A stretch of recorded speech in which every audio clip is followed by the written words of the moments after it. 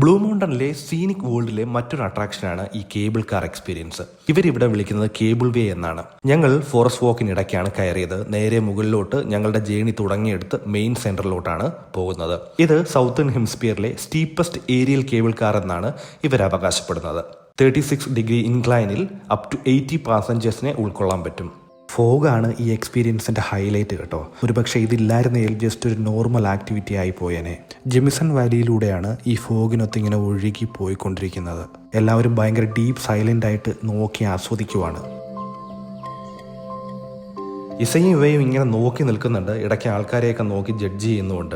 അത് കഴിഞ്ഞ് ഞങ്ങൾ നേരെ അവിടുത്തെ ഫുഡ് കോർട്ടിലോട്ടാണ് പോയത്. എന്തെങ്കിലും കഴിച്ചതിന് ശേഷം അടുത്ത റൈഡിന് പോകാമെന്ന് ഓർത്തു. ഫുഡൊക്കെ ഓർഡർ ചെയ്തിട്ട് വെയിറ്റ് ചെയ്തിരിക്കുവാണ്. കിഡ്സ് മെനു ഓർഡർ ചെയ്യുമ്പോൾ മിക്കപ്പോഴും കിട്ടുന്നത് ഇതുപോലത്തെ ഫ്രൈസും ഫിഷ് അല്ലെങ്കിൽ ചിക്കൻ നഗറ്റ്സ് ആണ്.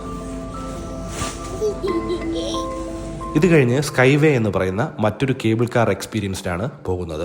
ബസ് പോലുള്ള ഒരു ലോങ് കേബിൾ കാറാണ് ഇപ്രാവശ്യം. വല്ലാത്ത വ്യൂ ആയിരുന്നു കേട്ടോ. പച്ചപ്പിൽ വെള്ള പുതപ്പ് പുതച്ച് കിടക്കുന്ന പോലെ തോന്നി. ഗ്രൗണ്ടിൽ നിന്നും 270 മീറ്റർ മുകളിലൂടെയാണ് ഈ സ്ലോലി പോകുന്നത്. ദൂരെ കട്ടുംബ വാട്ടർഫോളും 360 റോക്കും ഒക്കെ ഉണ്ട്. പക്ഷെ ഫോഗ് കാരണം വ്യക്തതയില്ല.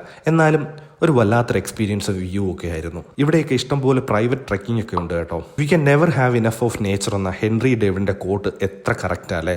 എത്ര കണ്ടാലും മതി വരില്ല. അത്ര ബ്യൂട്ടിഫുൾ ആണ് ഈ നേച്ചർ.